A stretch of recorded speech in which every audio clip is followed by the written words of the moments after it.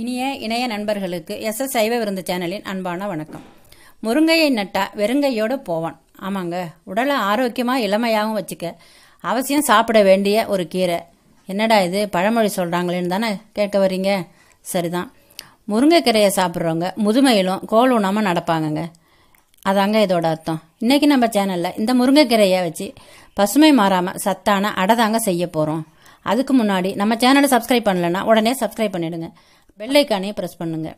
நம்ம சேனலில் வர்ற வீடியோக்களை நீங்கள் மிஸ் பண்ணாமல் பார்க்கலாம். வாங்க வீடியோக்குள்ளே போகலாம். இந்த அடையோட சிறப்பு பசுமை மாறாமல் செய்கிறது தான். வெந்து கெட்டது முருங்கை அப்படின்னு கேள்விப்பட்டிருப்பீங்க. அதாவது கீரைகளை அதிகமாக வேக வச்சு சாப்பிட்டோன்னு சொன்னால் நிறம், சுவை, மனம், அப்புறம் சத்துக்களும் கெட்டு போயிடுங்க. அதனால் முடிஞ்ச வரைக்கும் பசுமை மாறாமலே சாப்பிட்டா சத்து முழுமையாக நம்ம பெறலாம். முருங்கைக்கீரை அடை எப்படி செய்யலாம்னு இப்போ பார்க்கலாம். முருங்கைக்கீரை அடை செய்யறதுக்கு தேவையான பொருட்களை பார்ப்போம். ஒரு 4 கொத்து முருங்கைக்கீரையை உருவிட்டு சுத்தம் பண்ணிட்டு உருவிட்டு அருவாமனையில் வச்சு அரிஞ்சு எடுத்து வச்சிருக்கேன்.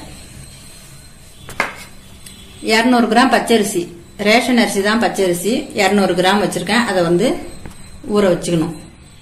50 கிராம் துவரம்பருப்பு, அதுவும் ரேஷன் துவரம்பருப்பு தான்.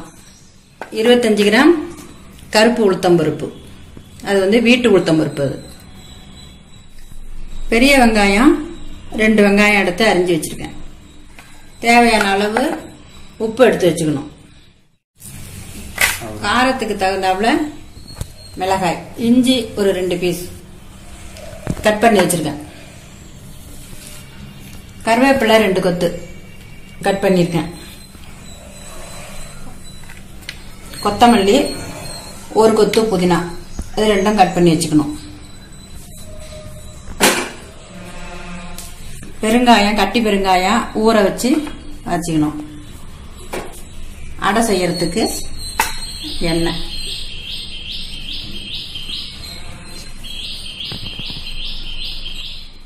பச்சரிசியை நல்லா களைஞ்சிட்டு 2 மணி நேரம் கை ஒருக்கிற பதத்துக்கு வெந்நீர் வச்சு அந்த வெந்நீரில் ஊற வச்சு எடுத்து வச்சிருக்கேன்.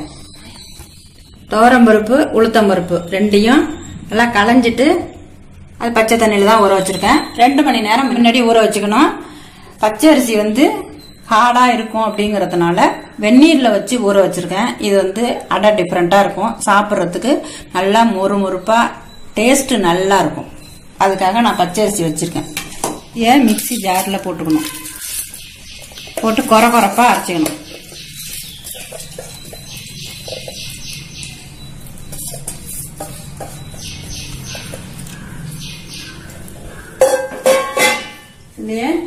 தேவையான அளவு உப்பு வச்சிருக்கேன். 2 ஸ்பூன் வச்சிருக்கேன். சின்ன ஸ்பூனால 2 ஸ்பூன் அந்த உப்பை இதுலயே சேர்த்துக்கிறேன்.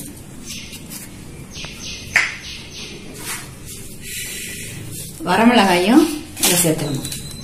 இஞ்சியும் அதிலே போட்டு அரைச்சிக்கிறோம். நல்லா கொரப்பா அரைச்சி எடுத்துக்கணும். அரிசி, மிளகாய், உப்பு, இஞ்சி 4 போட்டு கொரப்பா அரைச்சிருக்கோம். இதுல இந்த பருப்பையும் சேர்த்துக்கிறோம்.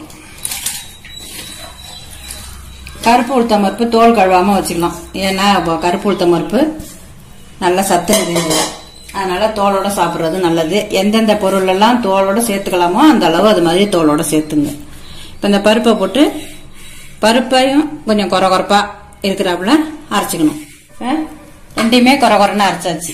அரைச்சி ஒரு பாத்திரத்தில் எடுத்துக்கிறோம். பருப்பெல்லாம் போட்டு கொரப்பாவே அரைச்சி எடுத்துக்கிட்டாச்சு.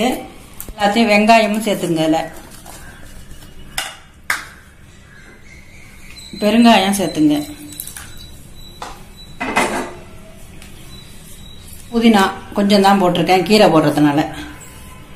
பச்சை மல்லி, கருவேப்பிலை எல்லாத்தையும் போட்டுட்டு இந்த முருங்கைக்கீரையும் இதில் போட்டுருங்க. அப்படியே முருங்கைக்கீரையை நல்லா உருவிட்டு அருவாமனையில் வச்சு சின்னதாக அரிஞ்சு வச்சிருக்கேன். கீரை சுத்தம் இல்லாமல் இருந்ததுன்னா தண்ணியில் போட்டு கழுவிடுங்க. நான் முன்னாடியே கீரையா இருக்கும் போதே கழுவி சுத்தம் பண்ணிட்டேன். அதை போட்டு நல்லா கையால நல்லா அப்படி பிசைஞ்சு விட்டுருங்க.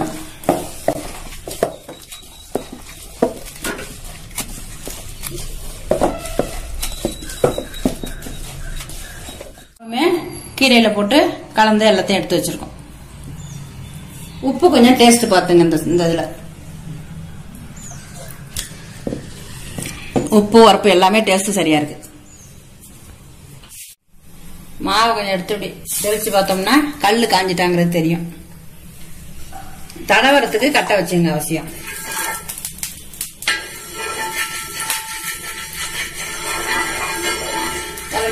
உங்களுக்கு கல்லும் ஓரமெல்லாம் வீணா போகாம இருக்கும். தோசையோ அடையோ எது செஞ்சாலும் நல்லா பெரட்டி போடுறதுக்கு நல்லா வரும். கல்லும் வீணா போகாது. அடை தோசை ஊத்துனாலும் நல்லா இருக்கும். பிஞ்சு போகாம தோசையெல்லாம் நல்லா வரும். மாவை அடை ஊத்துறதுக்கு பக்குவமா இது மாதிரி கரைச்சிங்க. ரொம்ப தண்ணியாவும் கரைக்க கூடாது, ரொம்ப தண்ணியா கரைச்சாலும் சரியா வராது. இந்த அளவுல கரைச்சிங்க. கல்லு காஞ்சிருச்சு, அடை ஊத்திடலாம்.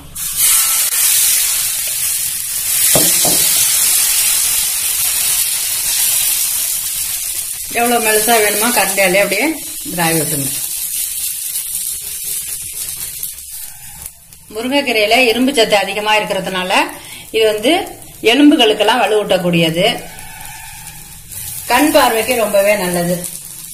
அடைய ஊத்திட்டு இதுல ஒரு 2 ஸ்பூன் எண்ணெய் விட்டுங்க. வாரத்துல ஒரு நாள் முருங்கைக்கீரைய இது மாதிரி ஏதாவது ஒரு உணவுல சேர்த்து விட்டோம்னு சொன்னாக்கா உடம்புக்கு அவ்வளவு நல்லது. எண்ணெய் ஊத்தி சாப்பிடலான்னு சொன்னா இன்னொரு கண்டி ஊத்திங்க. அப்படி இல்லைன்னு சொன்னாக்கா ஃபர்ஸ்ட் ஊத்தினதே போதும். நான் ஒரு கண்டி ஊத்திருக்கேன். அடை வெந்துருச்சு. அதை எடுத்து ஒரு பாத்திரத்துல வச்சுக்கிறோம்.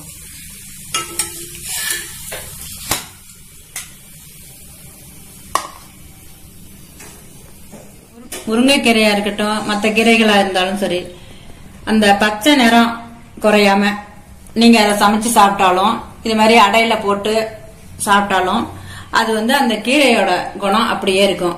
சத்து முழுமையா கிடைக்கணும்னு சொன்னா கீரை அரை வேக்காட்டுல இருக்கணும், மென்னு சாப்பிடணும். அது மாதிரி இருக்கும்போதுதான் முழுமையான சத்து நம்மளுக்கு கிடைக்கும். ஏற்கனவே கீரைகள்லாம் சமைச்சு வீடியோ போட்டிருக்கேன். இந்த வீடியோ எல்லாம் பாத்தீங்கன்னா பசுமை மாறாம இருக்கும் அந்த கீரை எல்லாம். இதுவரையிலும் நீங்க அதெல்லாம் பாக்கலன்னு சொன்னா இந்த கீரை எல்லாம் மேல லிங்க்ல தெரியும், அதையும் பாத்துக்கோங்க. பசுமை மாறாம அந்த கீரை அப்படி இருக்கும். முருங்கைக்கீரை சாப்பிடாத பிள்ளைங்க கூட இது மாதிரி செஞ்சு கொடுக்கும் போது அவங்க ரொம்ப விரும்பி சாப்பிடுவாங்க. இந்த முருங்கைக்கீரை அடைய நீங்களும் வீட்டுல செஞ்சு சாப்பிட்டு பார்த்துட்டு எப்படி இருக்குன்னு கமெண்ட்ல சொல்லுங்க. இந்த வீடியோ உங்களுக்கு பிடிச்சிருந்ததுன்னு சொன்னா லைக் பண்ணுங்க, ஃப்ரெண்ட்ஸுங்களுக்கு ஷேர் பண்ணுங்க. இதுவரையிலும் நம்ம சேனலை சப்ஸ்கிரைப் பண்ணலன்னா உடனே சப்ஸ்கிரைப் பண்ணிடுங்க. அப்பதான் நம்ம சேனல்ல வர்ற வீடியோவை நீங்க மிஸ் பண்ணாம பார்க்கலாம். அடுத்த வீடியோவில் வேறொரு நலந்தரும் உணவோடு உங்களை சந்திக்கிறேன். நன்றி, வணக்கம்.